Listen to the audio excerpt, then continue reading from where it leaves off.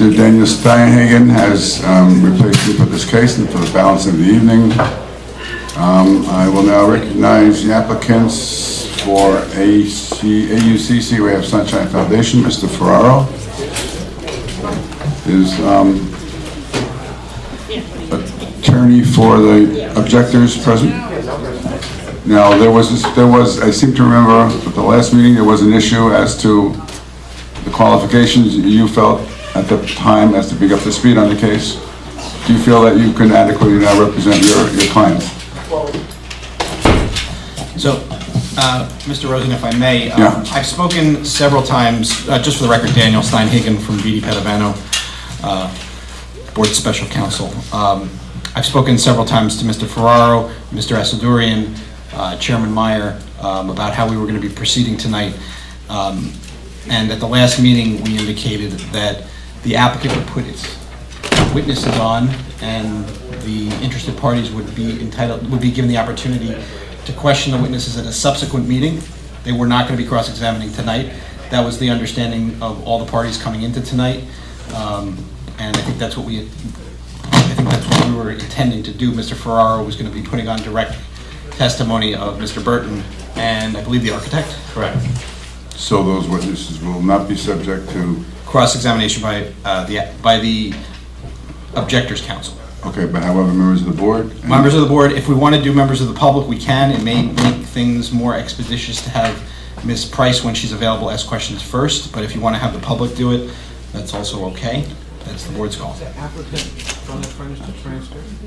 Yes, Frank Ferraro, attorney on behalf of the applicant, AUCC.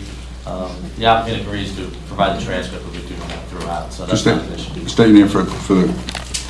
Absolutely. Gregory Asadorian from the law firm Price, Shulman, Dominion, on behalf of the applicant. I'm sorry, the objector.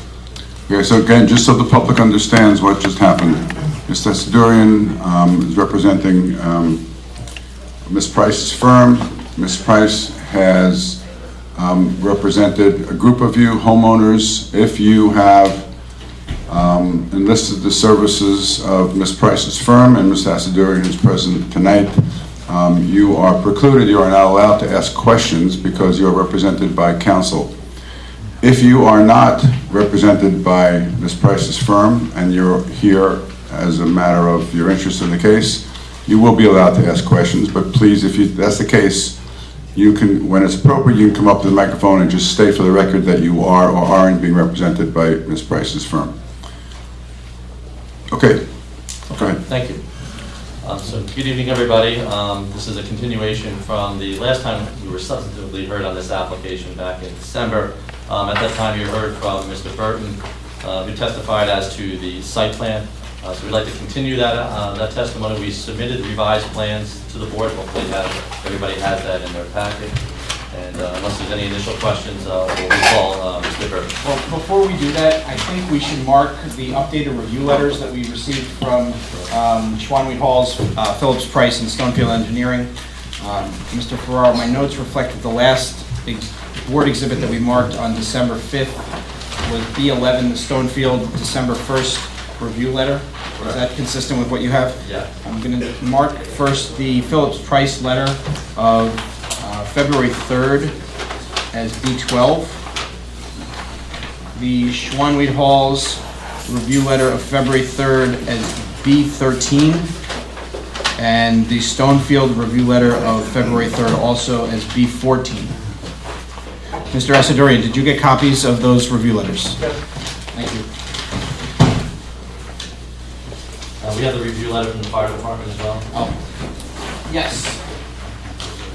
It's entitled Referral Form, prepared by Lieutenant Roloff. The date is January 23rd, 2020. That will be B15. Thank you, Mr. Ferraro. And there was one subsequent one dated 1/29/2020 as well. I didn't get a copy of that. Do you have an extra copy of that? Yes. So that would be B16. That one I'm not sure if I please. I think that the writer was emailed it and I'll get copies. Make copies.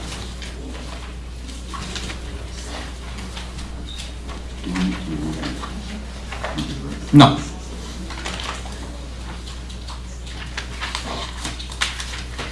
I assume that the applicant will address them in connection with its testimony. Got it. To the,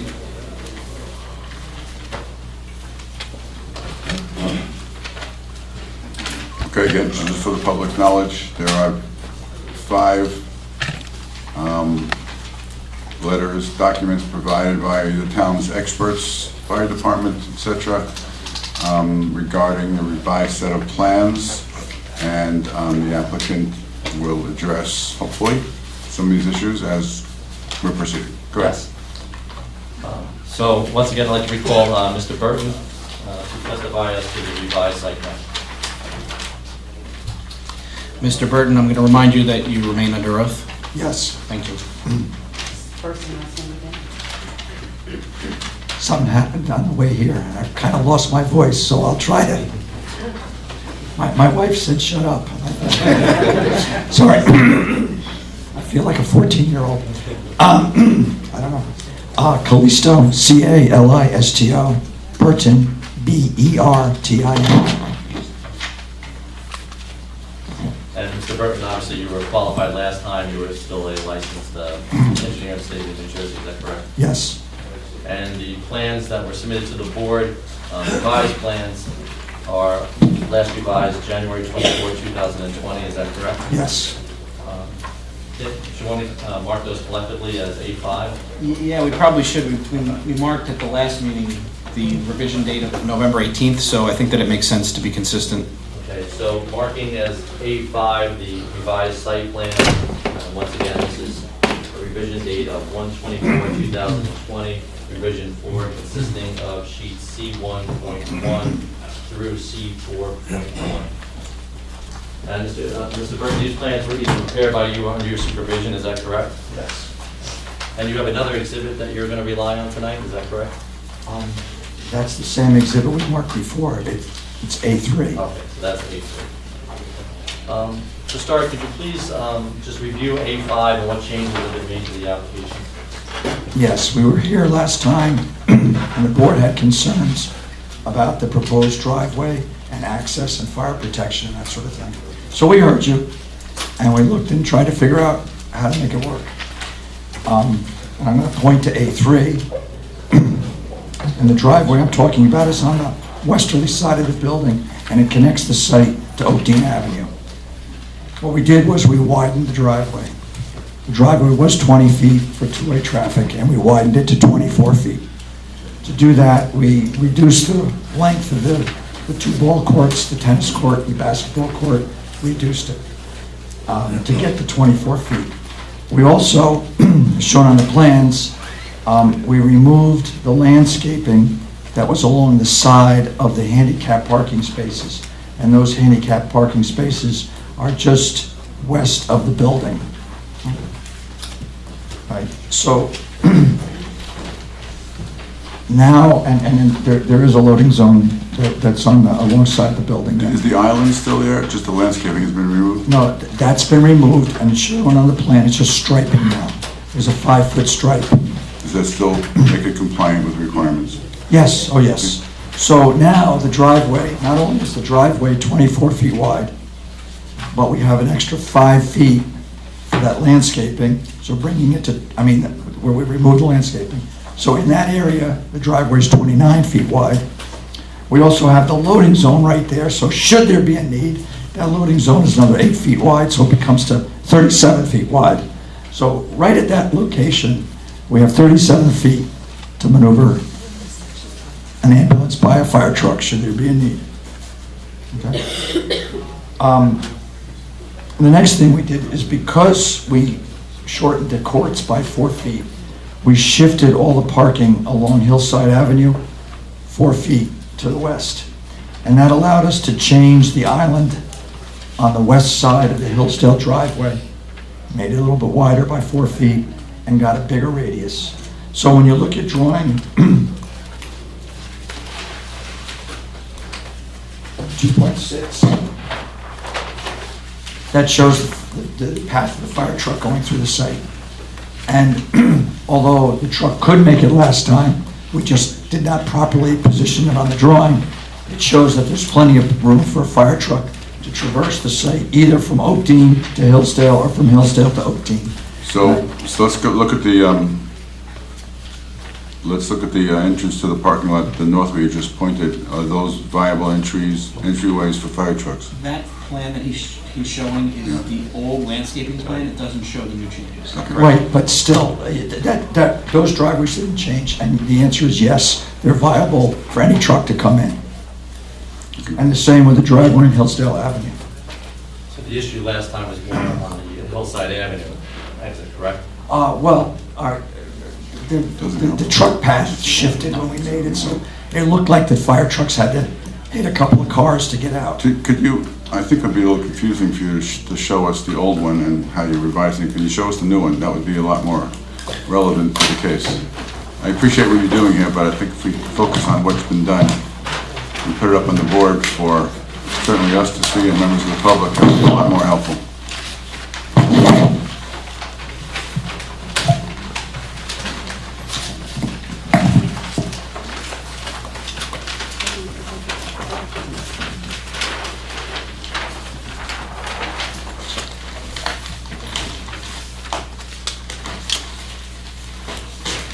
All right, and yeah, I would take it you don't have a colorized version.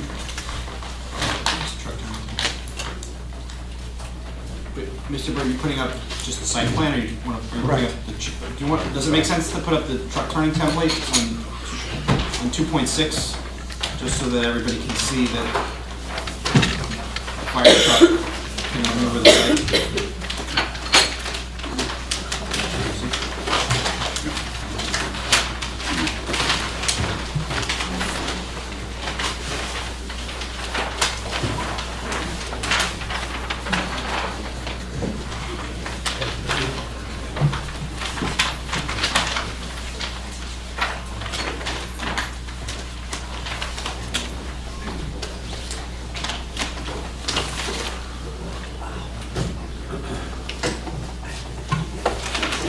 This is already part of the package, you know. This was marked already. This is part of this. So, This is part of A5. Right. so drawing 2.6 is on the easel now, and the drawing.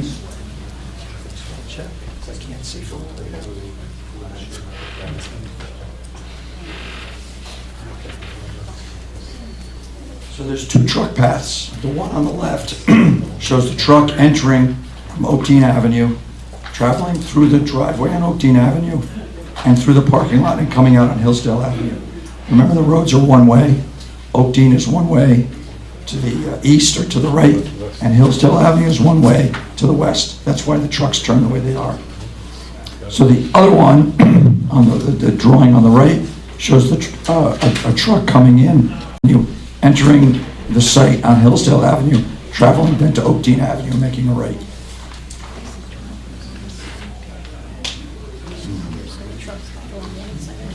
And this plan, this revised plan was sent directly to the fire department for their comment, Mr. Chairman.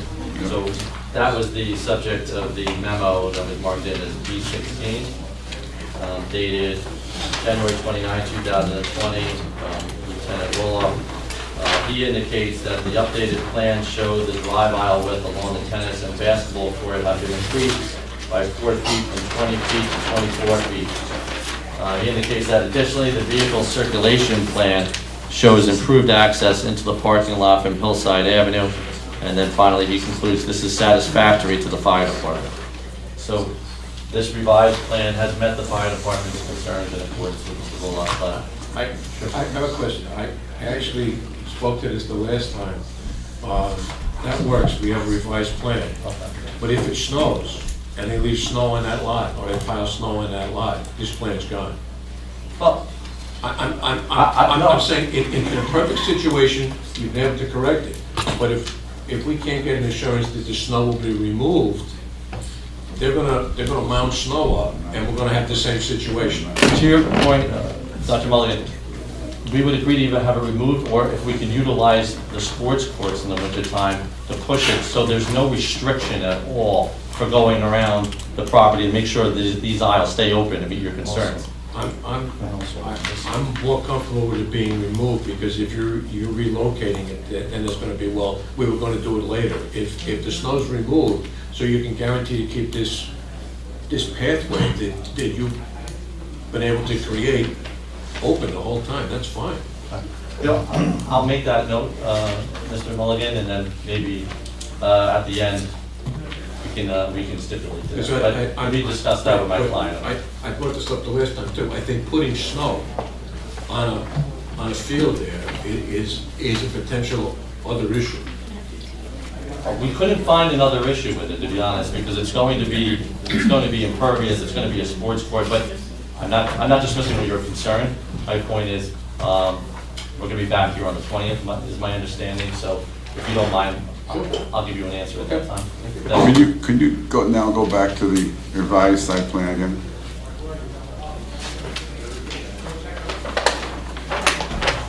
Okay, so just quickly, can you use your laser pointer to point out the widened pathway?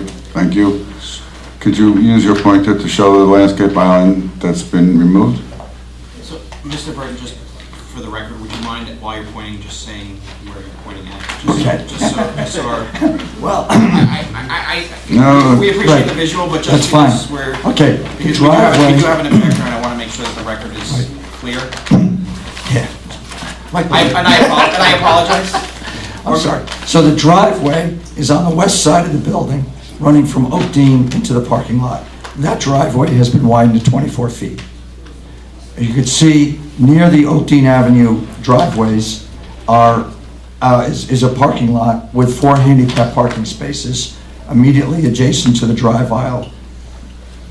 There was an island on on the east side of those parking spaces. That island has been removed. Now we've given an extra 5 feet. It's a striped 5-foot area so that there's more than 24 feet. It's 29 feet right in that area. And similarly, can you show us with your pointer the ball courts being reduced for 4 feet? Okay, the ball courts remain in the southwest corner of the property, and they have been shortened by 4 feet in length.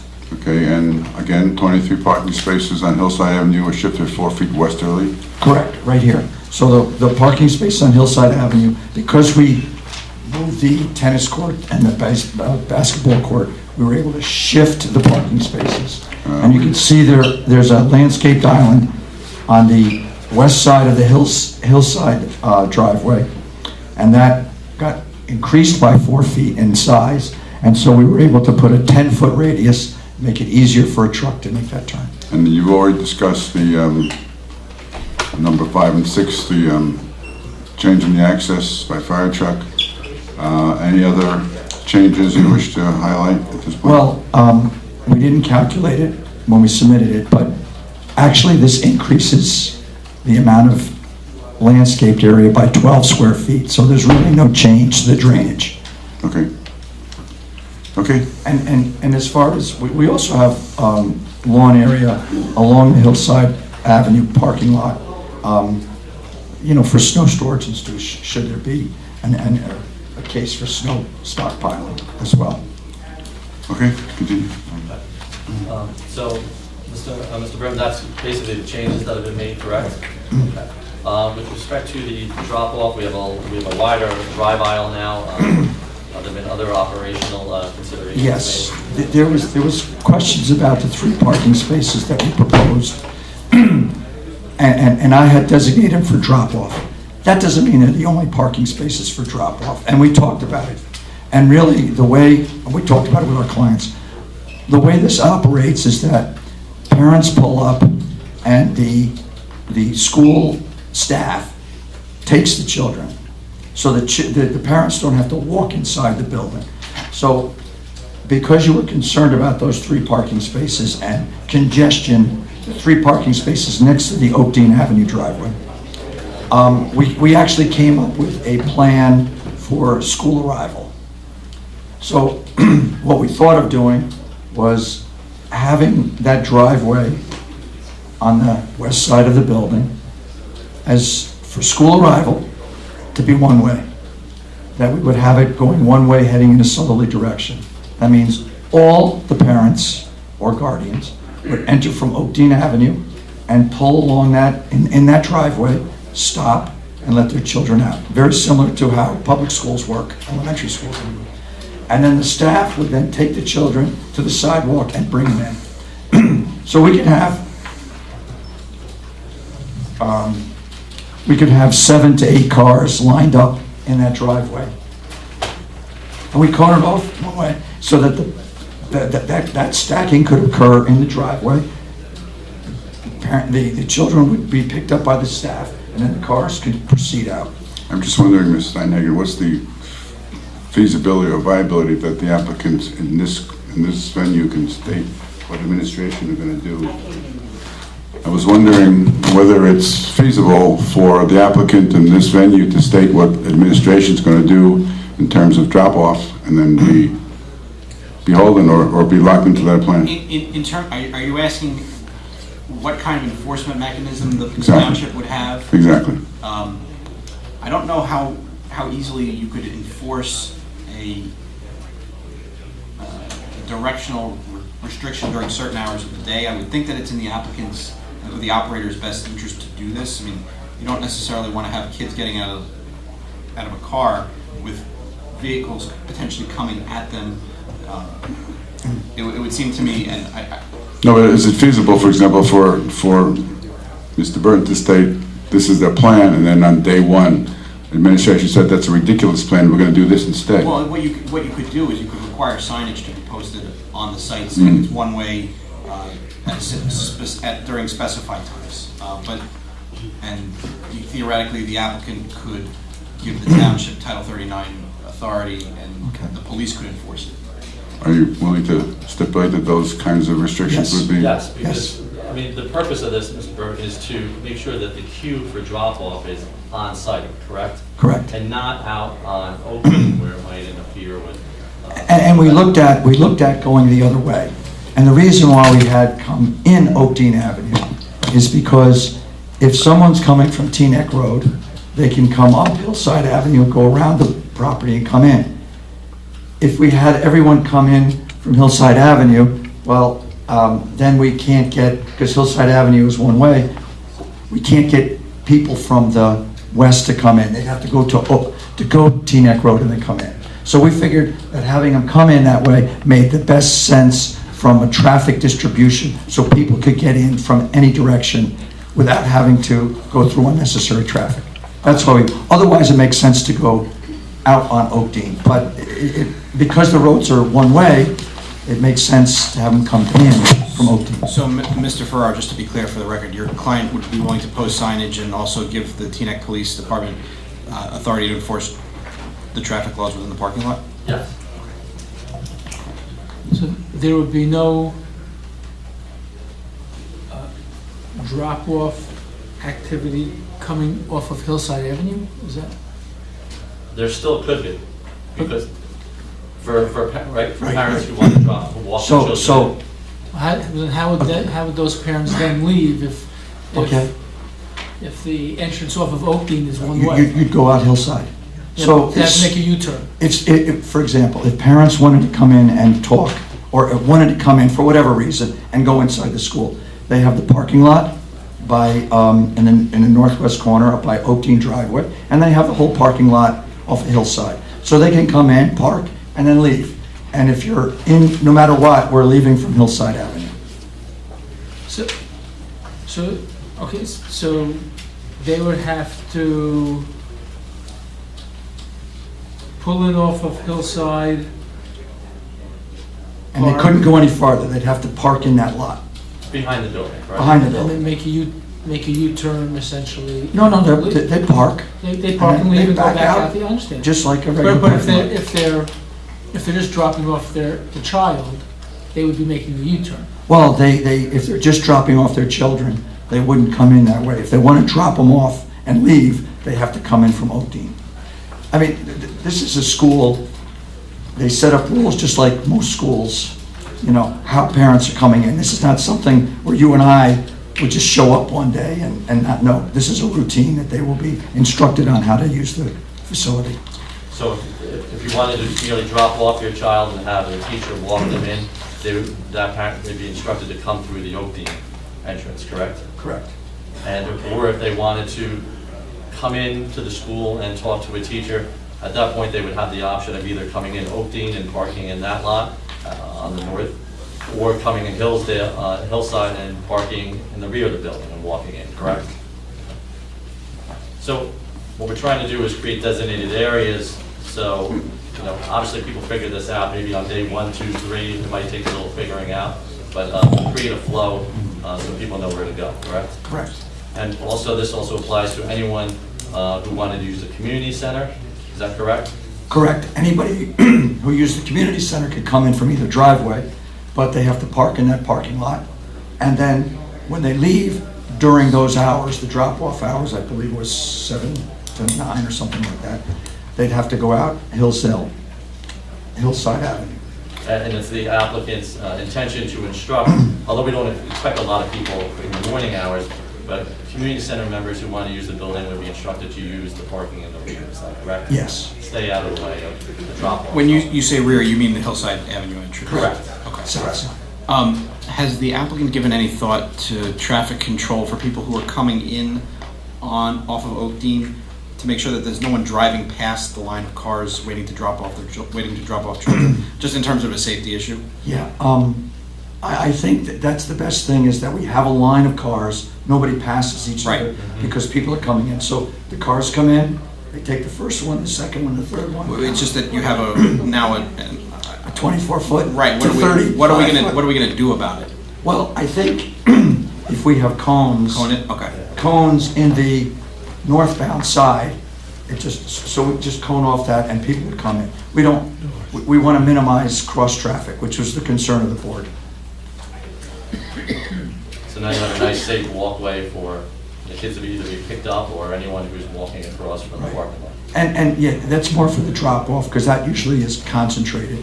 And they'll get into it more later on with traffic, but for the pickup, it's not, they're going in to get the children. What are the drop-off hours that we're talking about, so we can put it on the signage?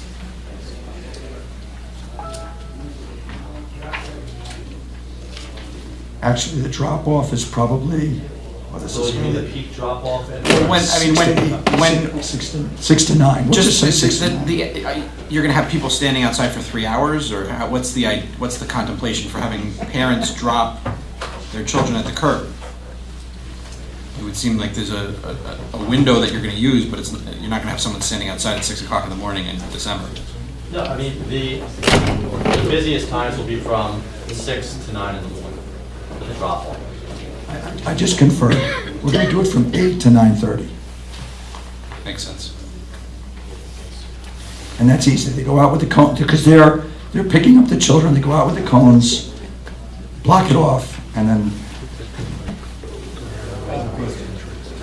You have an expectation of how many vehicles, cars will be coming in? How many cars are we talking about? the traffic engineer will talk about that. There's gonna be a witness whose specific testimony is that topic. I mean, the daycare, I mean, this isn't directly your question, but the daycare is licensed for up to 105 children. So you can extrapolate how many cars that will be, but our traffic engineer will give you better numbers. So just one more question. The daycare is permitted, really, right?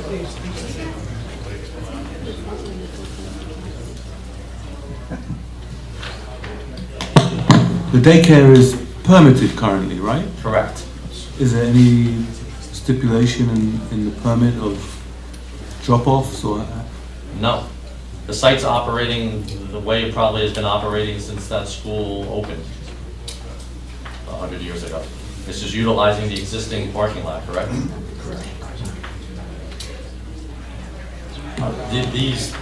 These site improvements are meant to obviously make things better around the site, correct? Right. There's no access through the site now. Not that you necessarily need it. We thought it was a good idea to have the driveway so that people don't have to come in and turn around and go back out.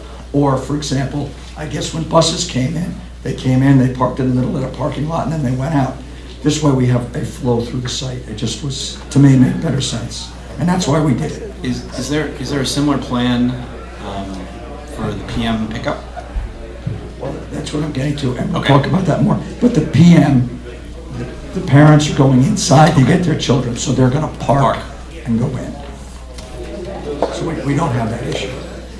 And that's scattered over a longer period. No, I of just time. want child delivery service to the car. If it's no, it's easy. No, Because bringing the children to the car is going to take longer. absolutely. So that makes sense. And obviously, the purpose of all this is to keep most of the activity contained on the site, correct? On the premises. Yes. Any additional questions from the board? Mr. Chairman, we have a couple items we didn't reach the last time. Any members, based upon what Mr. Burton has said so far, any questions? I have one. You mentioned towards the beginning of your testimony in, I guess, December, that there was tandem parking spaces. It was approximately 11? Right, it's been reduced to 11. Okay. I don't recall you giving any testimony on how those would function. Well, we did talk about it, and it would be restricted to the teachers Okay. during school time. My notes didn't have it, and I wanted to make sure that we had an answer, Yeah. but what about when it's not school time? Like on a weekend? Well, there'll be employees at the site, so it'll be employee parking. Okay, that's fine. So if And we you can were, have the necessary signage. yeah, so designated. signage would say employees only, or first, whatever appropriate to the public, not using. Would it make sense to have not As just, a matter of fact, it says it on the plan, I just can't see it from here, but it says employee parking. would it make sense to have both the front and the back be employee parking? Just so that they know whose spaces they are, because if you have an employee in the back space and then a member in the front space, someone's gonna have to go find them when it's time for the teachers to leave. Oh, absolutely, yes. The Okay. front and back spaces, both tandem spaces are employee only. No, we don't want anybody else parking. Okay. Any more questions on this one? Yes, just a couple of things we didn't touch on last time, Mr. Burton. Could you just review the lighting and also the landscaping? I don't think we got to that last time. It's very brief. I'll go back to the rendering, because that really didn't change.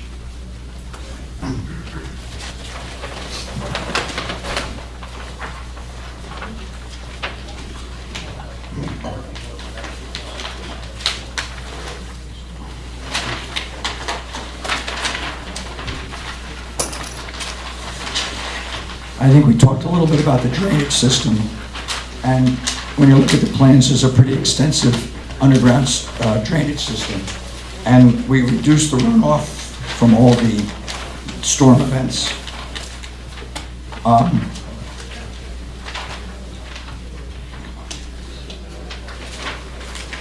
So with the landscaping, there is existing landscaping around the property.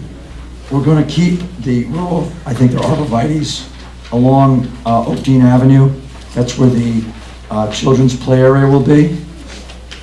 And then pretty much remove most of the other landscaping. There's a big 30-inch tree in the playground. That will remain. And there's a couple other trees by that front entrance walkway that goes out to Oakdene. There's trees there that'll remain. But the rest of the trees are pretty tired, and we're going to remove them. I said 30 inch, it's a 60-inch diameter tree. It's very big, and it's right in front of the school.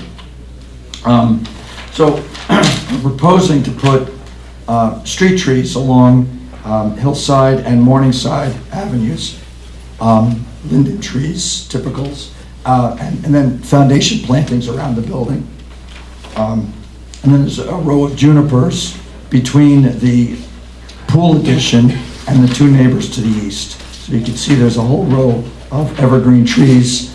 I know the drawings say 5 to 6 feet. They have to be 6 feet or greater to comply with the buffer requirements. And I miss not changing that, but they will be 6 to 7 feet when planted. And that'll be a row on the east side of the property. All right, and then we've got some shade trees in the parking lot. There's also a row of shrubs along the Hillside Avenue parking, so that, in the evening, when the lights turn on, the shrubs actually block the lights from going into the neighbor's property. That's the intent of those parking, the shrubs, and that's along Hillside Avenue. That situation doesn't really exist, and we have some shrubs over on Oakdene as well. Right now, the plan has, we're proposing 20 deciduous trees and 175 shrubs. So there's, oh, and I think there's one other thing, there's a gazebo that was added as a hardscape feature in the front lawn. And that can also be used by some of the teachers and aides when they wait for the children to be dropped off at spring or Correct. something like that. Yes, okay. Now, we produced a lighting plan that hasn't changed in this revision. Sorry, what plan? Lighting. Good, Lighting and landscaping plan. good. And I don't know, I don't recall that we got into it, but we have two sets of lights.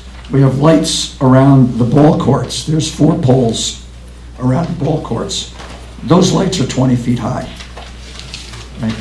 They're there to provide lighting, you know, for the sports events, so they have to be brighter than a parking lot light. Now, those lights will only go on when they're, I mean, if they're needed in the evening, when there's events scheduled, they're not gonna go on automatically. And we already agreed that all lights would be off at 9 o'clock, right?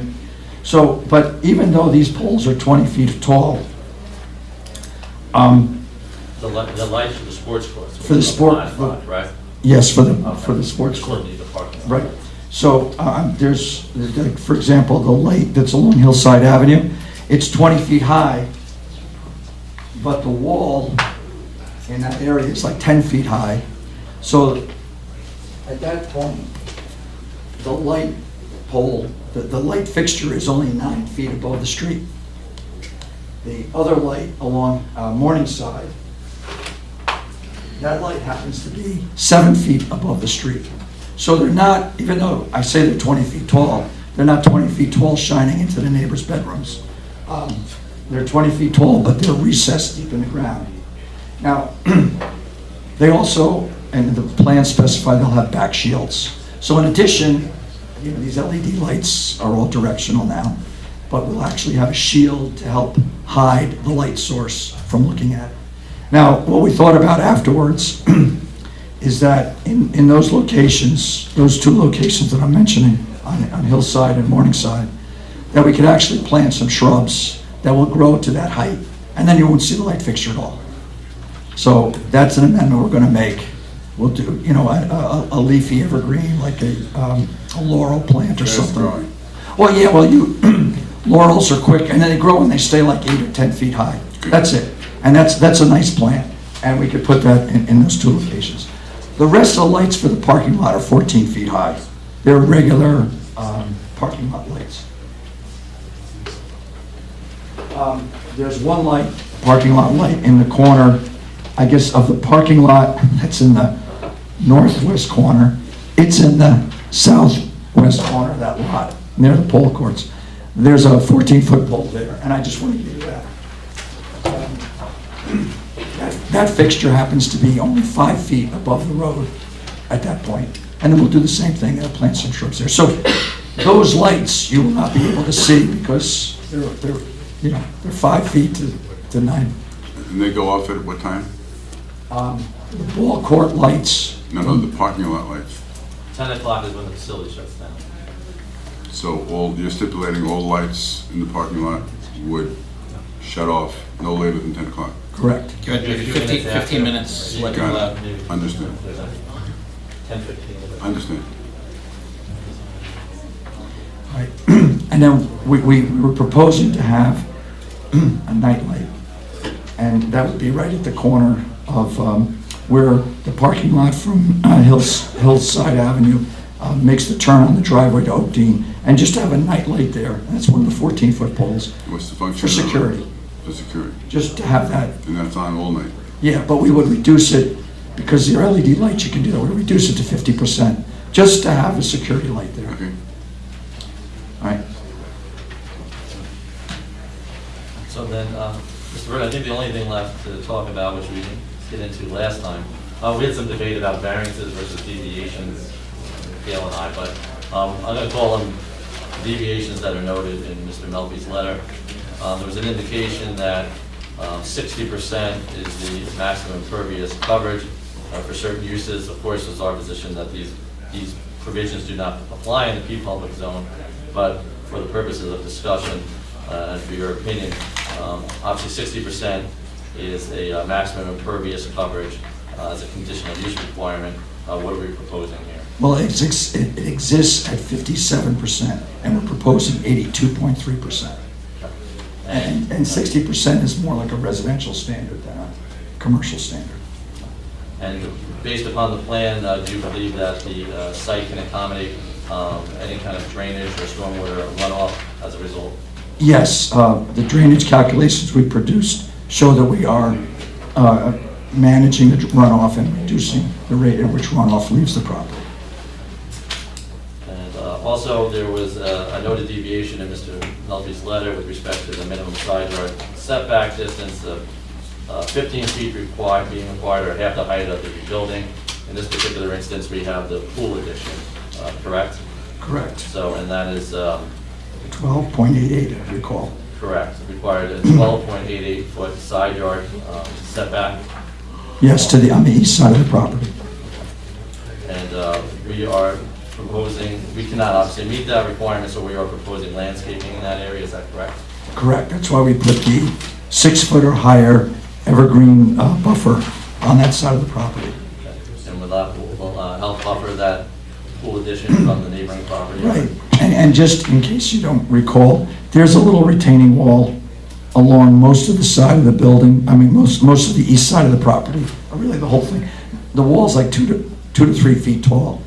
From the south, like 80% across the building. It's only when you get towards Oakdene does the wall get higher. So even though we're going to plant them 6 feet, they'll be a couple feet higher than the neighboring property already. Also, we had there was a deviation noted for the buffer width of 25 feet, which is required between a non-residential property and a residential property line. Here, once again, we're at 12.88 feet. Correct. But the ordinance in this case allows you to provide a fence or a landscape in lieu of providing the setback, is that correct? That's correct, and that's why we provided a landscape buffer. We have a fence, a 6 foot high fence around the playground. So there is a 6 foot high fence, but we didn't see the need to take that fence down alongside the building. We felt landscaping would be a better alternative. Once again, there was a deviation noted for maximum retaining wall height is 4 feet max within 12 feet of a front property line. Is that correct? That's correct. Okay, so if you could just discuss the existing retaining walls and what's being proposed. Okay. There are existing retaining walls along Morningside and Hillside Avenues. We're moving the walls closer to the property line to put the courts in. So those walls are like 10 feet tall at the intersection. By moving the walls closer to the intersection, the wall will now be 13 feet tall. So the wall in the corner at Hillside and Morningside is 13 feet tall. And then there's a 4 foot fence on top of that, making the combination 17 feet, which is something else we'll discuss. Now that's on the southwest corner. On the northeast corner, there is an existing wall that was, I think, 6 feet. And during the course of the renovations that went on in the last couple of months, the applicants actually raised the wall by a couple of feet by putting, just raised up with the block. That's that wall I was talking about. It's on the east property line, closest to Oakdene Avenue, and then it returns a little bit on Oakdene Avenue. So that wall is now 7.5 feet thereabouts. Let me get the right. Yeah, 7'10". So that wall was increased in height. And then there's a 6 foot fence on top of that. As a result, is there anything we can do about these heights of the retaining wall and fence, or are they driven by the topography of the site? Well, they're driven by the topography of the site. I think the taller wall is on the inside of the property. I guess it's one thing if you're outside the property and you have to look at a very tall wall. This is inside the property, so the neighbors don't really see it. I mean, of course, a neighbor from across the street from Oakdene can look across the parking lot and see the wall. But when you're walking down the street, there's not a 13-foot wall with a 4-foot fence on top of it that becomes overbearing. It's a hole, and you know, the impact of the wall is much less because you don't see it. And could you just explain the grade change that goes on at this site from one side to the other? Well, there's a 10-foot grade change across the site. So we had to work with the grades, the building is there. And that's why we put the walls in along at Hillside and Morningside. And also, unfortunately, the fields have to be pretty level. You can't play tennis uphill. You gotta be level to play tennis. So those courts are level. And that's why the walls became what they were. I have a question. You mentioned that a wall, they put a couple more blocks on it. They put a fence on top of it at the upper, yeah. Was there any structural reason why we had to put a couple more blocks on that wall and then we had to put a 6-foot fence on top of it? Other than that's what they wanted? Well, the 6-foot fence, we wanted for the children, because that's the playground. But you got a wall that's reasonably high now, right? You put the fence on top of it. Right. But the grade meets that wall. Right, The wall is on the outside of the property. yes. The grading of the school is level with the top of the wall, that's why they need the fence on top of the wall. So that's Right. basically a cliff right now, without a fence on it. Yes, so to level off the playground, they had to raise the grade a little bit along the wall, and so they put 2 courses a block, well, 3 courses a block. They raised it 1.8, yeah, 3 courses a block to help level off the grade. And then the wall extend above the grade, And so now the playground area is level, yes. and we can put the required fence around it for the safety of the children. Yes. Assuming we get approval to do so. What's the height of the wall, the height of the point? 7'9", it's right at the corner. Right at the corner, that would be by the street. And the existing was somewhere around 6 feet at the time, correct? Yeah, it's just over 6 feet, so it was raised 1.8 feet. What is the height of the wall at the entrance? What is the walkway to the entrance of the building? At the entrance of the building over here. The wall gets Oh, yeah, shorter yeah. as you go on the street. So like right. Yeah.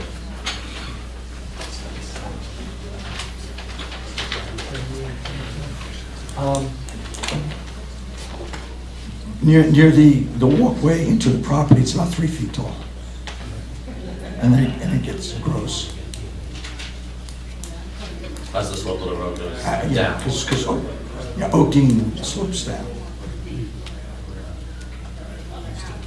So, in your professional opinion, Mr. Burton, do you feel that the site can accommodate these deviations?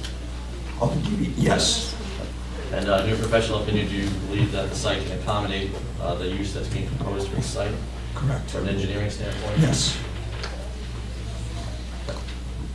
Are there any questions, members of the board? Again, just to remember the public, Mr. Asadurian has agreed to hold off his cross-examination for 2 weeks to the special meeting. So if you have any questions that you think you'd like him to ask, connect with him. He'll ask those questions during meeting in 2 weeks. Other members of the public that have any questions not represented by Ms. Price's firm, Mr. Asadurian's firm, please. What, I don't understand what your motion is.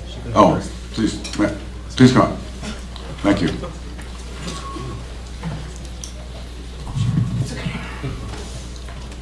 Teresa Edwards, EDWARDS. Just excuse me, Ms. Edwards, just for the record, you're not represented by Ms. No, that was the Asadurian. available seat. I'm just sitting in the No, middle. no, I of just them. want, we just need to state it for the record.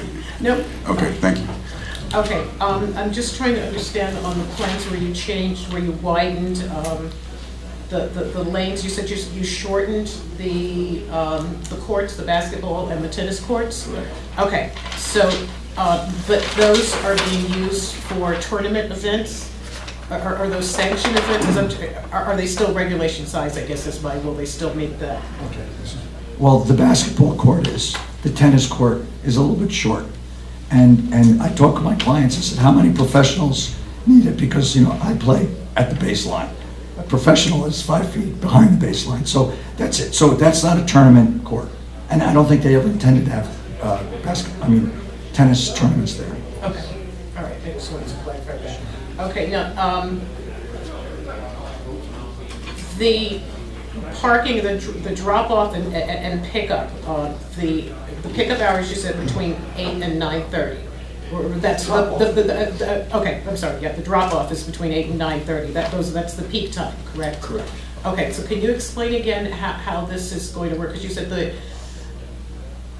administration, that the teachers will come out and get the students and then take them in, and I think I heard something about you could have 7 or 8 cars lined. I'm trying to picture this. I'm trying to picture what the student-to-teacher ratio is with teachers taking bringing students in and who's in the classroom while this is all going on. So can you explain how that's going to work? It's a handoff system, right, Mr. Murray? Right. Well, there may be, I don't know the exact numbers, and they'll adjust it as they need it, but there's 1 or 2 teachers who are going, or staff, who will take the children to the sidewalk, just bring them across the sidewalk and hand them off to someone else who will bring them inside the school. So the entrance to the daycare center, or preschool, is up by the corner of the building. Actually, it's the front door of the building, and there's a proposed handicap ramp on the northwest corner of the building, so they would go in that way. So again, we just have to have someone bring them across the sidewalk, across the driveway, and watch them. So that's what they have to do. So 1 or 2 people will be doing that, bringing them across the sidewalk and making sure they're in the right place. Someone else will come and then take them into the building. Okay, and the teachers, okay, so you said staff, not necessarily. Yes, staff, because they're not all teachers, right? Okay, and I just want to clarify that these are for the students who are part of the center. This does not take into account the students from the Teaneck public schools for the space that they do staff, correct? Well, no. Anybody who comes for the daycare, for the preschool, it doesn't matter whether they come from Teaneck or from, Emerson. No, the facility is leasing out space to the Teaneck public schools for their preschool. Right. So there are additional students that Correct. aren't part of that. No, they're all mixed together. It's all one school. Some of them are coming from the Teaneck public So, schools. okay, so this does take in, that's what I'm trying to ascertain, that it takes in that population Yes. from the Teaneck, that are part of the Teaneck public schools, as well Correct. as part of those that are in the daycare center for the members. Yeah, it's one school, right. Okay, all right, so now the accommodation for the bus from the Teaneck public schools? Okay. Is that the Oakdene or? Well, that would do the same thing. There is a drop-off here. Well, we don't really, that's a loading zone that's on the side of the building. But the bus would come in, and we would most likely direct him to the loading zone because there'll be, 4 kids, 7 kids, 10 kids coming off there. So this way we can get the bus out of the traffic so the cars can come through. But we made that provision there for that. There's a specified area on the plan for the bus, which is supposed to be a small bus, right? Yeah, it's short not one bus. of the, it's not one of the, okay, I think that's okay. Can you show that area, the drop-off area? Well, that's the loading zone. Well, it's a loading zone, but it's also the spot for the bus. We need a loading zone. And so we have this area here. Now, the bus could easily pull on, I wish I could go closer. Okay, well, we have the 5-foot landscaped area, striped area next to the handicap parking spaces. The bus could also pull over there. The point is that section of the driveway is wide enough to have the bus pull, and then the parents can continue to come through. Because it's a 24-foot wide driveway, we're gonna have one-way traffic. It's not two-way traffic, so there's plenty of room, and they'll decide whether to pull the bus off in the loading zone or leave it over by the handicap parking spaces. Any other members of the public that not represented by council? Why don't we have them make a line? Yeah. How many other people wish to speak as we're on? Can you come up? Alan Rubenstein. Just hold, sir. Just either queue up behind. Sir, R-U-B-I-N? R-U-B-I-N-S-T-E-I-N, not represented by council. You mentioned before, talking about the width of the drive being expanded from 20 feet to 24 feet. Why was that done? Because we were asked to make it wider. By who? The board. Well, no. I shouldn't say that. The board had a concern that the driveway was not wide enough for emergency vehicles and so forth. So I felt a 20-foot driveway for two-way traffic was wide enough. But, you know, we're here, we're listening, and we want to respond. So we made it 24-foot wide. Is there any parking on that drive? No, Are you able to park on that drive? no. Is it designated as any type of fire zone or fire lane? No. Thank you. State your name, sir. John Moscow. And you are not represented by counsel. No, Go ahead. absolutely not. I actually have a brief comment. I don't know if that's... Can't do comments right now. Not the appropriate time for comments. That could be reserved for the end of the application. Typically, the public will be asked to make comments at the end of the application. You can ask questions. You can make a comment in the form of a question, but this is only questions. Right, when you say at the end of the application, is that this evening or is that... No, that won't be tonight. That will, earliest would be next 2 weeks, February 20th, if the applicants... I just had a comment. Sorry. Okay, I appreciate that. Thanks, sir. I didn't get this from us. Moscow, I believe? Yes, that's correct. M-O-S-C-O-W. That's correct. Is it John with an H or John no H? No, wait, thank you for asking. Ms. Eliano, for the record, state your name one more time. Deborah Eliahu. Thank you. And you're not represented by counsel? Absolutely not. Thank you. My question actually relates to what Teresa Edwards asked. So I understand what happens when it's rush hour going in. What happens when it's rush hour going out, when there's no provision for the cones and the teachers? What happens then? I mean, suddenly all these parents have to park and do it all, but there is no provision for this smooth flow of traffic. Well, no, it's common. They'll park. They'll go in and get their child and leave. Is there enough parking for all of these? Yes, and that'll be discussed further later on, but there's parking, because they come, you know, actually there's half-day and full-day classes. So, you know, and some will come for the first half, some will come for the second half, and, you know, I mean, everybody comes home at a different time. So.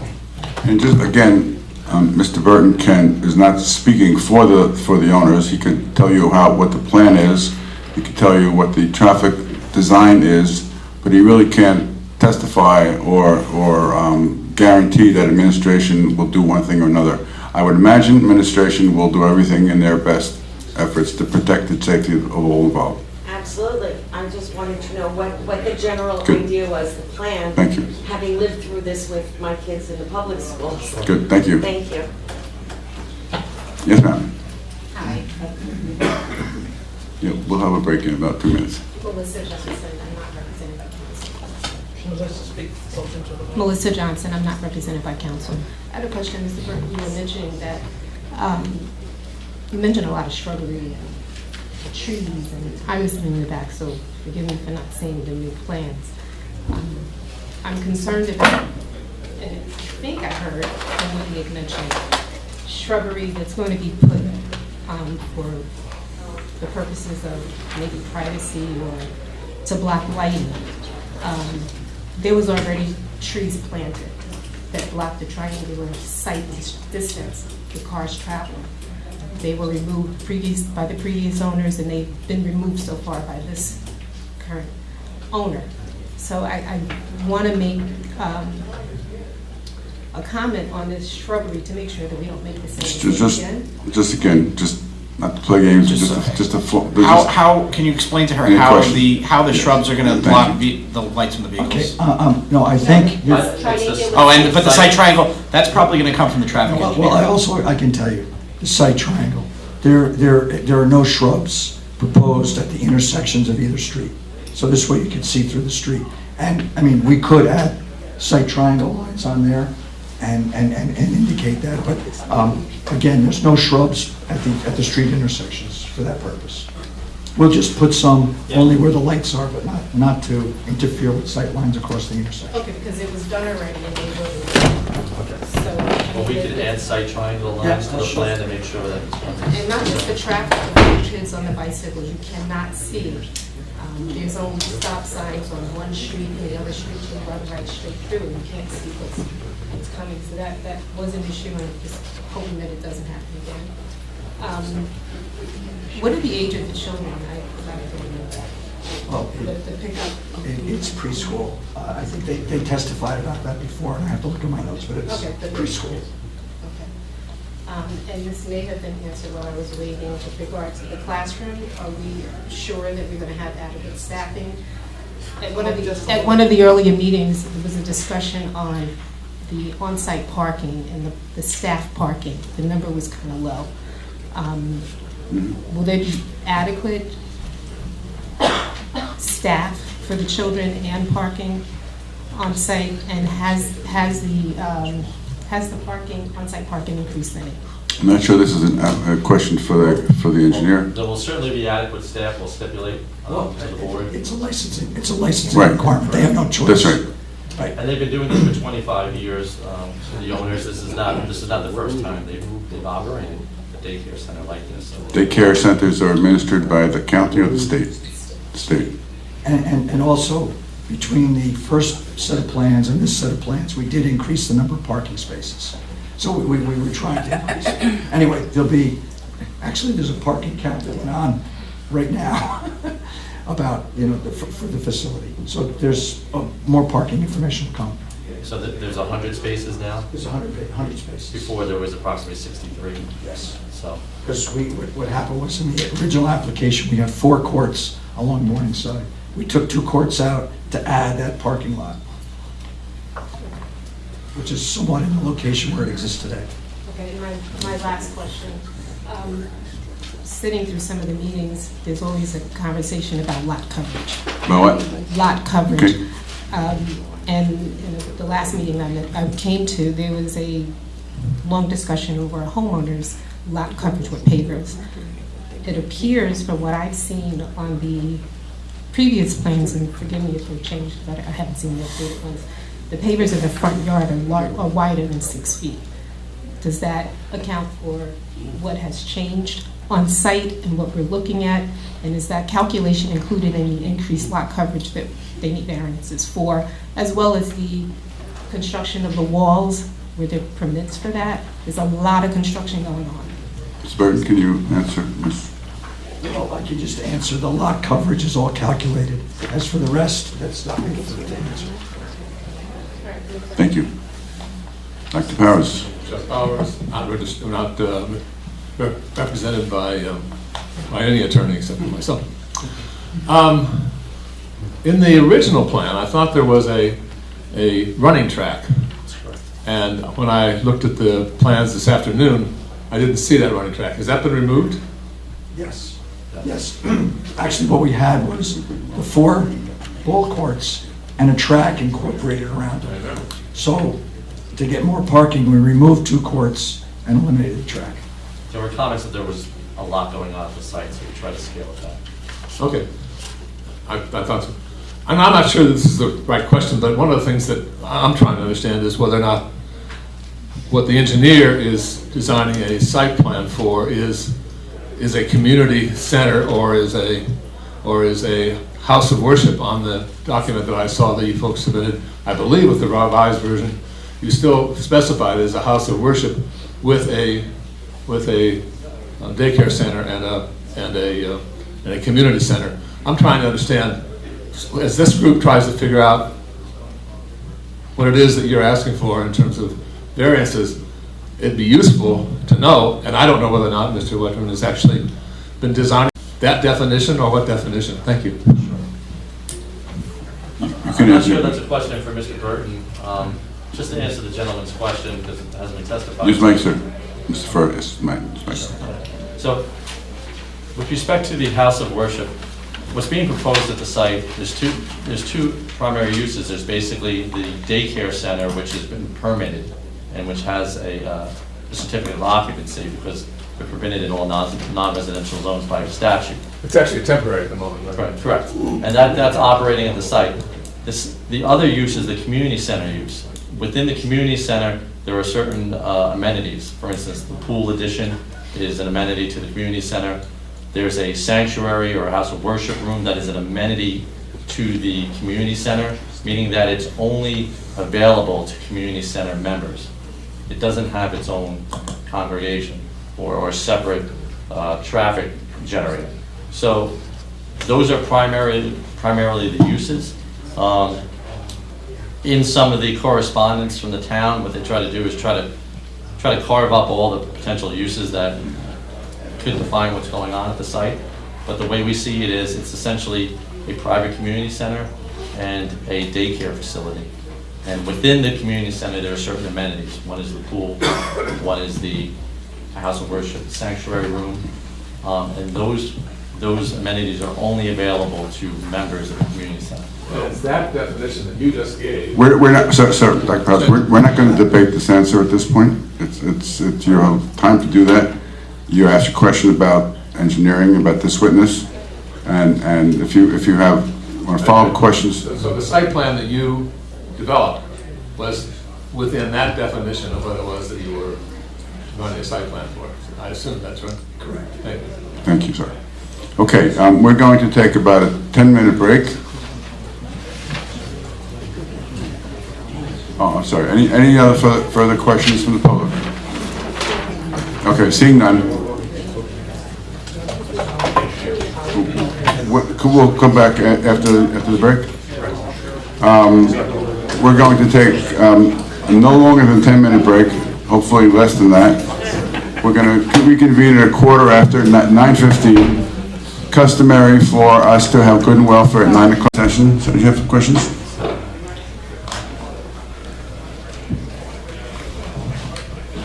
Yes, David Halls, I'm the engineer, for Schwannigan Halls Engineering. I had questions about the children drop-off this summer.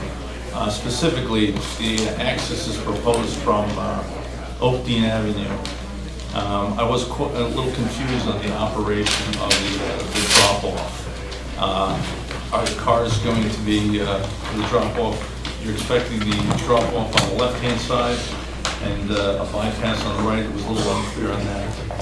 And second, when you're entering from Oakdene, the right-hand side or the exit for the children should be on the right-hand side of the car. Now you're not exiting on the side, you're exiting the... Mr. Holtz, can I request you go to the diagram and show exactly what you're asking?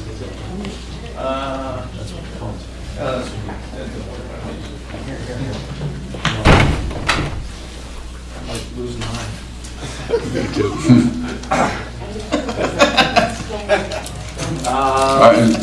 I'll speak up. She also wants to spell your last name for the record. Oh, H-A-L-S. Thank you. From Oakdene Avenue, if you're entering into the site, it's a 24-foot wide drive aisle. You had talked about cones down the middle, so you have a 12-foot lane and a 12-foot lane. The cars are pointed in a southerly direction. That would mean that the passenger side is where children should exit the vehicle from. That will not be alongside the sidewalk along the school building itself. How is that operation going to work? The cones will not be in the center. The cones will really be more in the center of the northbound lane. So it'll be wider. It's just so we don't want anyone passing. Yes, the children will get out on the passenger side, which would be up against the courts, but there's staff, and I was corrected, there's more than two. There'll be 3 or 4 staff collecting the children and walking across. But there's only going to be one lane of traffic heading southbound, so cars won't pass each other. I know they're getting off on the wrong side. There's no sidewalk there, but they're going to be getting off in the middle of the driveway. Right, that was my point. You're asking the children to get out on a side that there's no sidewalk, and you're asking to then cross the lane of traffic to get to the building. Well, there's a guardian, there's a staff doing that. I understand. Right, you're right, you're absolutely right. And the second is the school bus you talked about was in the drop-off lane.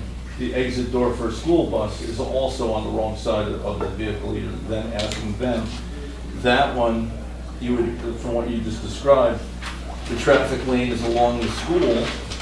Now you've got the school bus in the loading area. Now you're asking the school children to exit into the traffic bus. Well, the traffic lane that's coming in is closer to the courts. So yes, when the school bus comes in, and this hadn't been worked out, but I thought that would be a good place for the bus to come, actually anywhere where those 3 parking spaces in the loading zone are, that the bus would pull off so cars could pass, because there's plenty of room there. That's why we made that so wide, so that cars could come around. But there will be attendants there all the time as the kids come out. There'll be an adult there shepherding the kids around the front of the bus. I know, yes. But the thing is, the streets are one way. I'd like to come in off of Hillside Avenue, but then everyone that comes to the site has to come from Teaneck Road, and that's just not practical. Well, I think this is a better alternative, our proposal. I would just make an observation at this point about the operations. It doesn't seem to be a safe operation. Thank you, Mr. Halls. Ms. Farrell, call your next witness, please. That brings us to our architect. Just to reiterate for you and the public, we are going to end testimony for your architect at 10 p.m. sharp. If he's finished, that would be great. If not, we will continue on the 20th.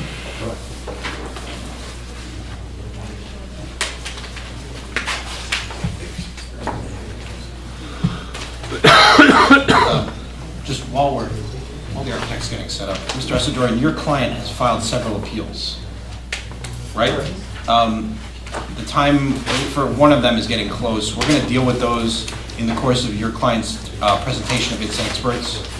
Is that's your understanding? Well, when we were here last month, Mr. Chairman said he was going to let us know when they will be scheduled for. I'm not sure when. Well, it's not going to be scheduled yet, but we're going to need an extension of time because we don't want to dismiss them without prejudice because we can't get to them.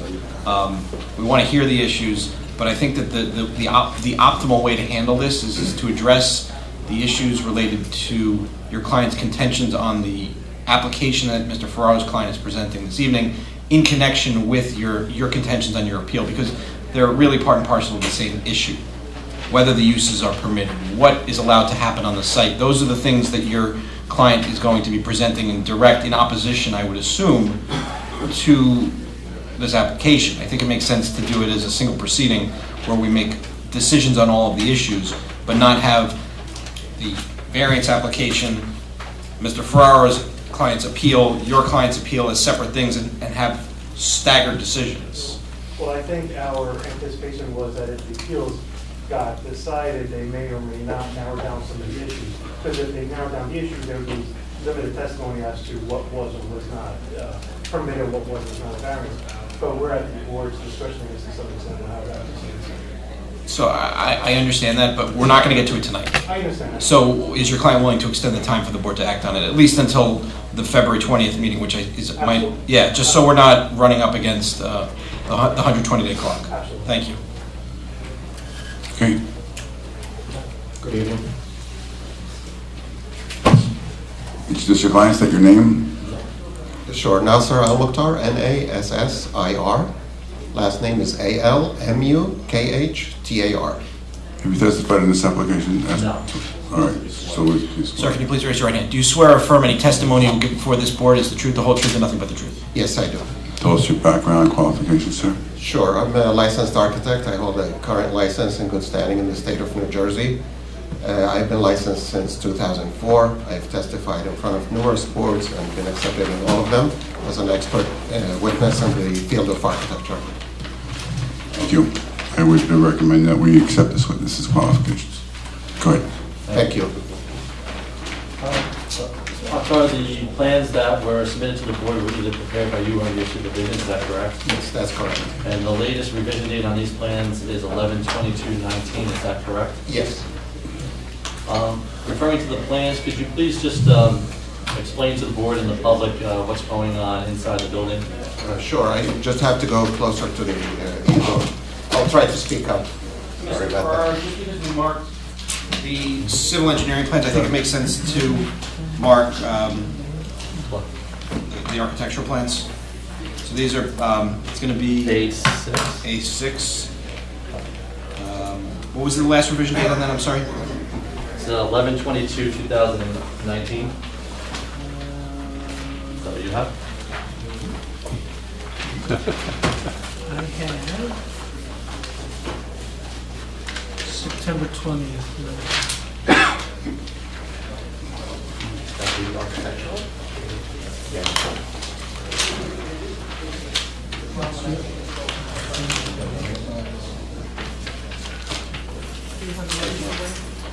No, I have September 20th, 19. That's all I have. You got that.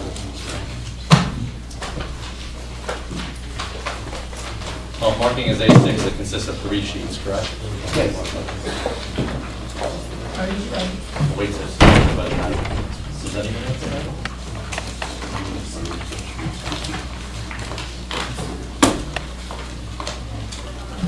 You can probably get started. I can see, Changes I are can see minor. well enough, I don't know about anybody else. Minors in the eyes of the beholder.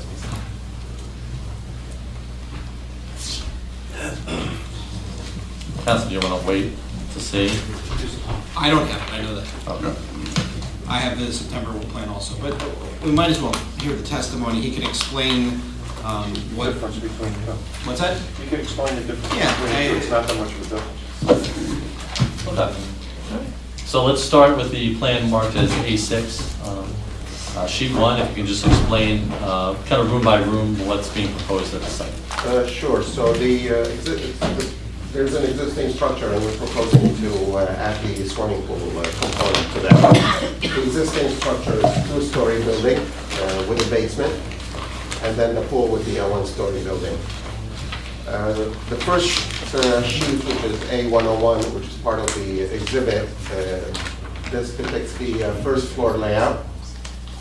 The portion to the right is the existing structure, and then the swimming pool is to the left, the proposed swimming pool. There's a main entrance along Oakdene. This would be used for the child care center. I should say that there are 2 main components to the structure, proposed components, the child care center and the community center. So the front portion, which is facing Oakdene, would be dedicated for the child care center. There will be an entrance there and some child care rooms. We're also proposing to add another handicap ramp. There's a handicap ramp existing, but we're proposing to add another one. This would be dedicated for the child care entrance, besides the main entrance. There's an existing kitchen that is going to be renovated and brought to current standards. Below that kitchen would be the pool mechanical equipment. On the first floor, there are 3 child care rooms.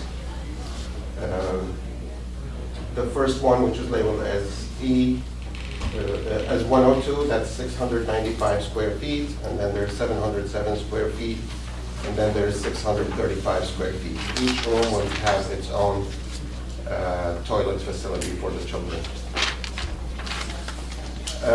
The second portion of the first floor structure would contain, the main component is the sanctuary area.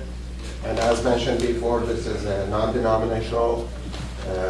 Anybody can go there for meditation purposes or, prior, any religion is open to all members, basically. And then when you say anyone can go there, any members of the community center? Yes, any Right. members, Okay. definitely.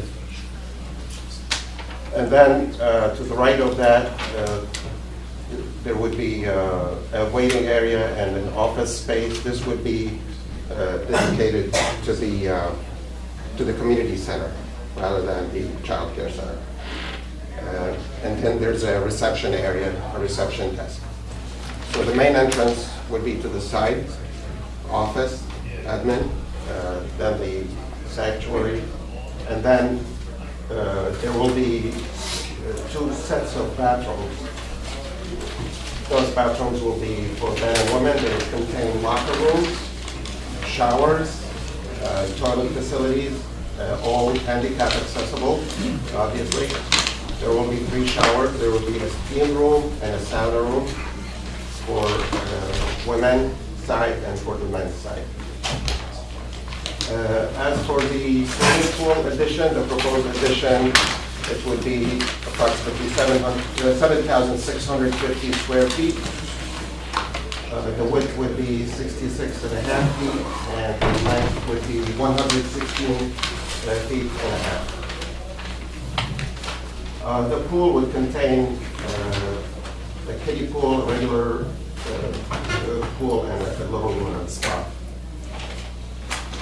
We are proposing to provide accessibility for the handicap The level of the pool floor would be lower than the level of the existing first floor. If you notice, as you enter, you go down half a level, there's an elevation marked, and that would be the level of the swimming pool. So we are proposing to provide an elevator that would open on both sides. So if there's a handicapped person, they would go this way, they would use the elevator, they would go down half a level to get to the swimming pool without having to use the staircase. So this would provide for handicap accessibility. Also, we're providing 2 emergency exits from the pool area, separate from the existing structure. The existing exits, the emergency exits for the existing structure are sufficient in terms of code compliance, and we don't have a problem with that. Before we move to the next sheet, Mr. Oliver, with respect to the pool, this is a 6-lane pool, is that correct? Yes. And is this the minimum according to the Teaneck swimming coach in order to have meets here? Yes, there has been a swimming pool designer, and they were meeting with the Teaneck swimming team, and they agreed on those sizes and those laps and all these. Okay. And as Mr. Green testified to before, this is not their dream pool, that this is the minimum requirement in order to have meets here and for the Teaneck swim team to utilize it? Yes. So we've attempted to make this pool addition as small as possible? Yes. Okay. In your opinion, is there any way to even make it smaller and still meet the minimum requirements to have the swim team use it? Yeah, according to the swim team coach, this is the smallest pool that they can use. You show bleacher seats, are they permanent seating, or is it seating that collapses or folds in? I believe they would be collapsing, but we haven't really discussed, but we can check that with the applicant. But it is showing seating for spectators? Some bleachers here. And seats about how many? 1, 2, 3, 4, 5. So about 70 to 80. So did it change between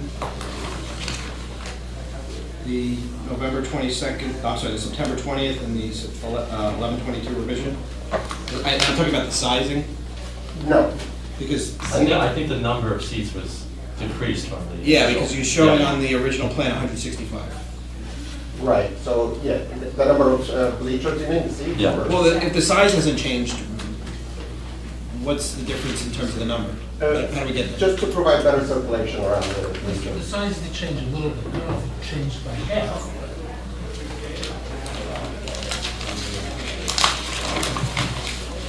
Seems like Yes, it is smaller.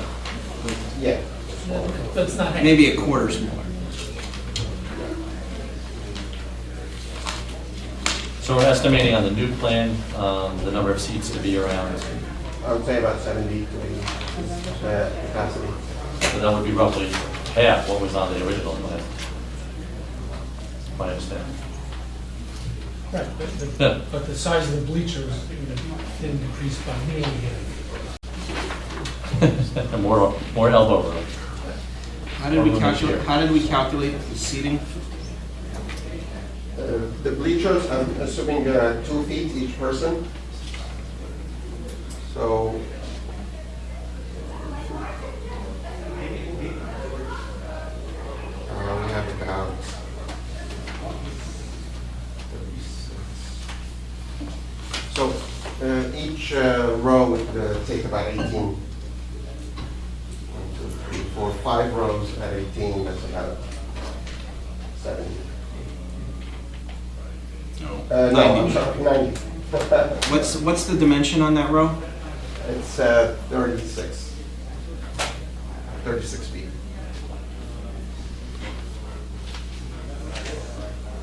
So 80 to 100. I I would say imagine some children, 80 to 100 people would be capacity that would... maximum capacity. 2 feet is a tight squeeze. Yeah, Maybe some that's children. max out. That's a clear one. Got it. Continue. Yeah. So should we go to the second floor? Yes.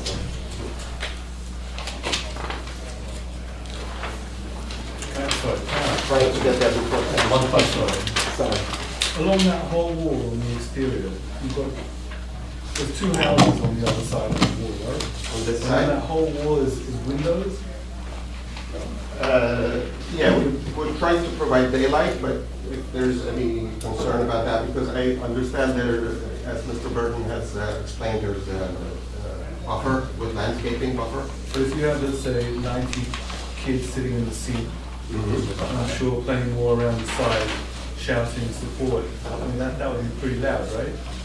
Yeah, we discussed that actually, and we said we are open to blocking this side, the window on this side, so we're fine with that. We can make those windows much smaller, put them higher, just to provide some light. Or completely block on them.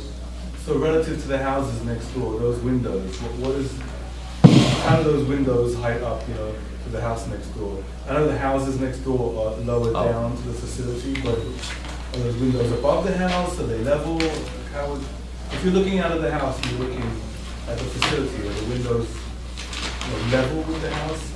Well, in terms of sound transmission, we can provide, double glazed windows and vacuum, so to provide that.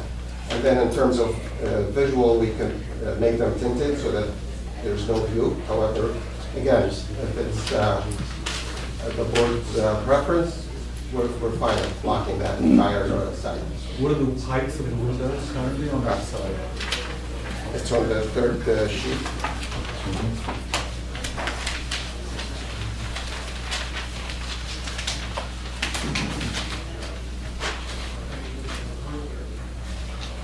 The height of the window is 10 feet. Because a lot of sound will come through those windows. No, we can block it. On that side. We'll revisit that.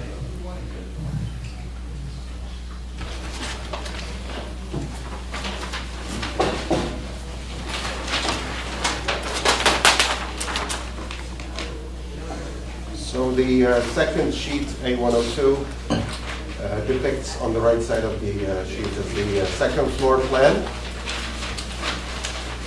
Again, the front portion, which is facing Oakdene, is the child care center, and it contains 4 classrooms, each classroom having its own toilet facility. The square footages are 200 square feet, 204, 206, 670, 689, 755, and 644. This portion, excuse me, is dedicated to the child care center. To the rear of that, the elevator, which I talked about, that would take the members to the swimming pool level, the first floor level, and then it would go up also to the second floor level with a little lobby there. And then we're proposing 4 different classrooms. Those would be used for maybe lectures, for little meetings, for the community center, sometimes maybe some exercise classes and things like that, yoga, things like that. So it would be basically multi-purpose as needed by the community center. And then at a smaller scale to the left, there's the basement floor plan. Those are also some exercise rooms, some small exercise rooms and multi-purpose rooms. They would, multi-purpose and room number 15 and 16 will be mostly used by the administration of the community center. And then there's the mechanical rooms there, which will remain as is.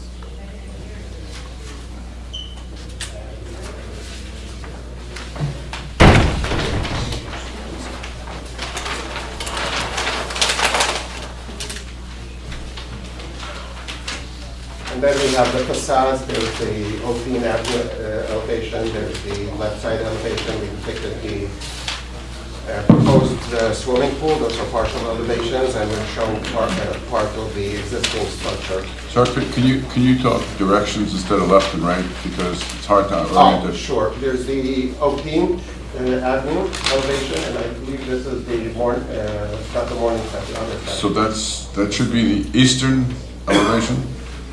That's what the neighbors will see to the east, right? Yes. Those are the windows. The windows, yeah. To the pool, and that's the eastern elevation. Right. And the southern and Hillside is the northern location. This one. Okay. Okay, so you're showing the top right drawing. The top right is the southern elevation. What's the structure to the, is that part of the facility? That's the school. Okay, no, okay. This is the school and this is... Got it. Now, for a second, I thought it was a homeowner. No, now I'm okay. Yeah, and then the swimming pool is attached to the Okay, school. now I get it. Okay. As far as finishes are concerned, we're proposing stone and brick facades. Okay. To match the existing building? The brick would match close to the existing building, yes. And then what's the approximate height of the addition for the pool? From the average grade to the top, it would be about 30 feet, 9 inches. And that's about with the top of the second floor, not the roof, lower than the existing roof, the existing structure. Where in the building is approximately the level of the pool? Could you just bottom of the windows or lower than the windows? Or? If I can, this would be, there's a line here. Yeah. That's the level of the pool. Which one? It's this line here. It says pool floor on the drawing. Okay. So it's the second elevation. Got it. Okay, good. You said second floor? The top of the parapet would be a little with the second floor. But there is no second floor in the pool? Second floor of the existing structure. Okay. It aligns with the top? Just a little bit lower. And as you indicated, we'll revisit the windows that are currently Yes. showing to the east. Correct. So in that corner, on that road, you said that there was a retaining wall. Did you say 8 feet? 7 feet, 10 inches. And so the swimming pool's 30 feet, the height of the roof line there. Approximately 30 feet, correct, is the height of that? Yes. Correct. And it's 12 feet from the property line. 12.88 feet, yeah, almost a little less than 13. And there'll be a row of landscaping put between the building and the addition. We provided a parapet that's 4 foot high. This way it would curb the, because we intend to put the HVAC equipment up on top of the roof so it would not be visible from any point.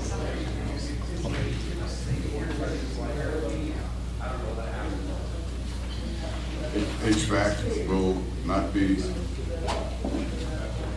it'll be hidden from the public, so you're Yes. saying the parapet's about how higher than the actual roof itself? 4 feet. 4 feet. And that will be sufficient to hide any HVAC equipment? Yes, actually I gave 4 feet also to the structure. I anticipate the structure would probably be 3 feet and that would be good. If we need, we'll give another foot to the roof. The public won't have any access to the roof for any kind of activities, is that right? Correct. As a community center, there won't, no picnicking, no assembling, just a matter of mechanicals to serve the building. Mechanical equipment, correct. Got it. And that area where the addition is going for the pool, that was the previous playground area Yes. for the church daycare, is that correct? Yes. Anything else you said to the plans? That's basically it, obviously subject to any questions. Any questions, members of the board? No, plans being presented. Any questions from the public other than, from members of the public other than that, those being represented by council? Any questions about plans being represented? Yes, ma'am, Ms. Johnson. Just a quick question. The height of the building. Just for our record, can you put your name on? Melissa Johnson. Thank you. The height of the building in comparison to the two homes that are next door to it, is it higher than the height of the homes? Is it lower? Like, where is that building going to stop with the roof line of the house? Usually a 2.5 story structure or home. Yeah, it's close to this height, the 30-foot height. With the 4 feet on top for the? Yes. Do we know what the decibel is off of the equipment since it's only, you're requesting 12 feet from that house? Was there any of the equipment? noise. Is there any You're talking equipment? interior noise, but also exterior noise for the bedrooms. Lighting is an issue, even decibel from swim meets. I go to swim meets, Well, they're very loud. we could just take the first part of your question. Okay. Are there any mechanicals in the side yard setback area? No, we can put the mechanical. Your question's about the mechanicals on the roof, He right? said there was a roof, so Right. where does that? What's the line noise level of the second mechanicals on the bedroom? roof? Sorry. No, I'm just trying to clarify the question. What is the noise level of the anticipated mechanicals on the roofs? The air conditioning, the heating, what is that? Well, I cannot say what the decibels are going to be because obviously we haven't engaged a mechanical engineer to do the design for it, but I can assure you that we will work on that to curb any unacceptable noise level. Well, can, It's gonna meet all, it's They gonna meet all. have to comply with the state noise code, Yes. which regulates the level of noise during daytime hours and lower level of noise is permitted during night. They should. And we stipulate. No, how not they should, have- they must. They must, and if they don't, the county will shut them down. Okay. Noise, light, same thing. They mentioned earlier 50% of some, no one ever said what it was. What are the lumens and the candle foot? I'm sure they have to be to code, but what is the code for an outdoor area? I know what they offer inside, but I don't know what they offer outside. And I know he probably can't answer this. That was the last question I wanted to answer before we went to break. I wanted to ask before we went to break. So it's just a stipulation of 50% of what? are you talking about the exterior That was lighting? the security light. And the court lights and the parking No, lights. so what the representation was they intend to have one light at approximately the southwest corner of the building that's going to be on, and I believe it was a 14-foot pole in that range? Yes. 14-foot pole, down-shielded light, that they're going to reduce the intensity of the light from whatever it is, and it's on the plan, and they'll reduce it by half. And will the building lights also be on overnight? I can tell you that's just what the testimony was. I don't know if we're... Okay, just, Cumulatively. cumulatively. The representation was that the site light, the building would be shut down, the site lighting, with the exception of that one emergency light on the southwest corner of the building, would be off at 10:15. That was the representation. Any other questions for this witness about this testimony from members of the public? Okay, seeing none, we finish this witness. Yes. And we are going to carry this application for 2 weeks until a special meeting on February 20th. Where is that meeting? The council hasn't thrown us out this year. All right. Okay, unless- So wait, hold on. go ahead. So if it's not here, where would it be? If it's not here, then we'd have to make arrangements for either the library or the Rose Center. But so far, the dates they gave me, they don't include this.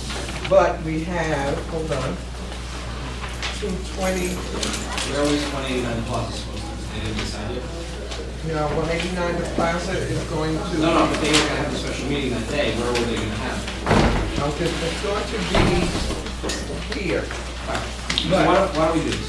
We'll carry the notice to here, and the alternative we'll carry it to the library. Is that okay? That's fine. And you're agreeing to extend the time to act?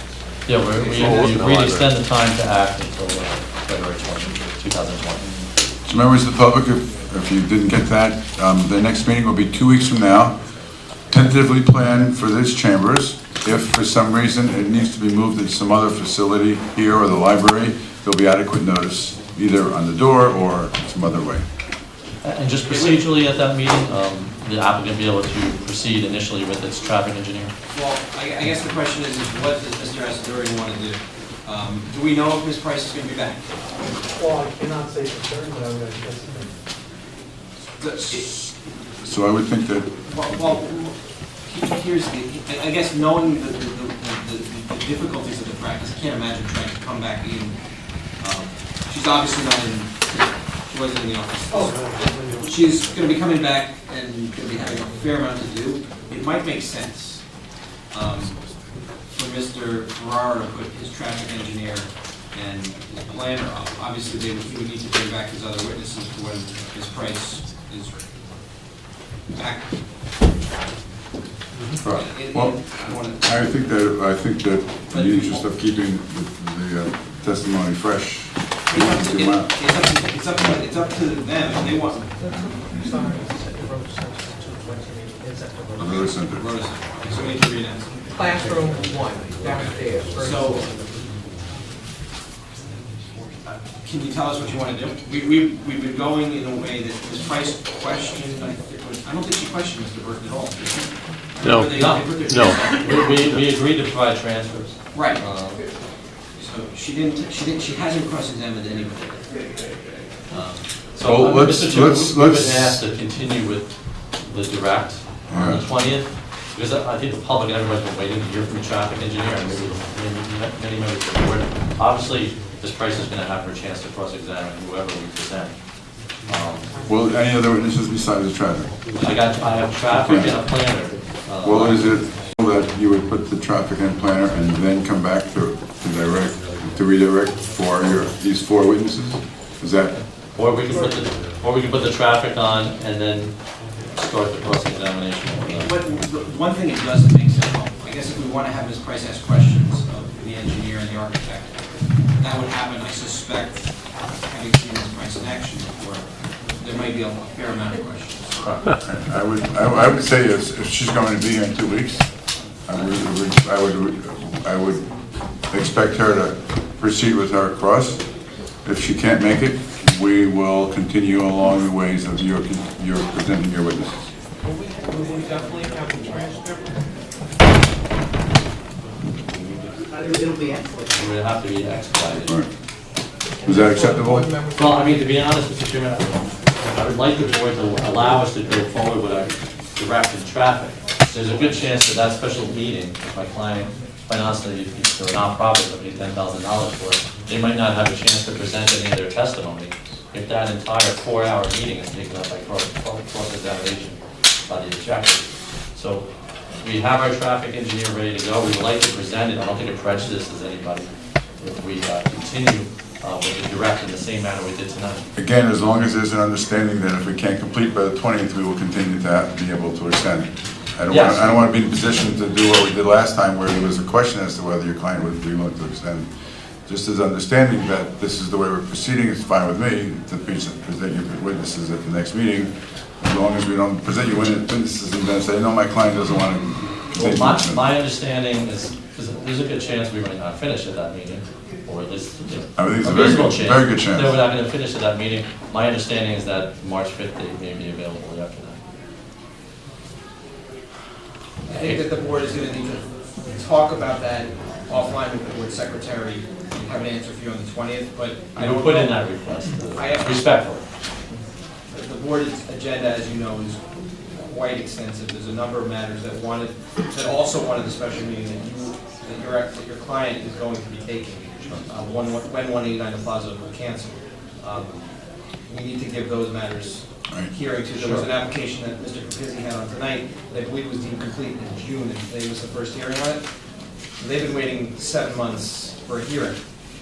So, and they're coming back. Yep. So we'll defer that issue, but we are gonna ask you again on the 20th, if we don't finish, which seems unlikely, particularly given the circumstances, that we're not gonna finish. We also have to open up to the public for comments. Sure. So, Okay, so we'll carry this application to Thursday night, February 20th, at the Rota Center. Again, that's been revised, Rota Center Classroom number 1, without further notice to... what's the address of the Rota Center, just for the record?